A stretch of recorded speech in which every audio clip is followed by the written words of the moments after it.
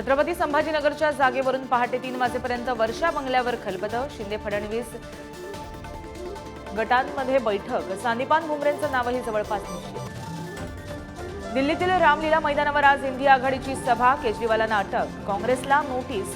निवडणूक रोख्यांविरोधात विरोधक आक्रमक। शरद पवार ठाकरेही राहणार उपस्थित।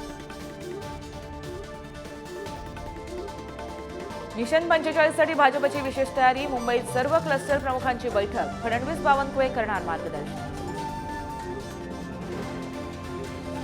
राज्यातील जागा वाटपावर आजच महाविकास आघाडीची दिल्लीत चर्चा होण्याची शक्यता। शरद पवार ठाकरे खरगे तोडगा न निघालेल्या जागांवर चर्चा करणार। सांगली भिवंडी दक्षिण मुंबईचा तिढा कायम।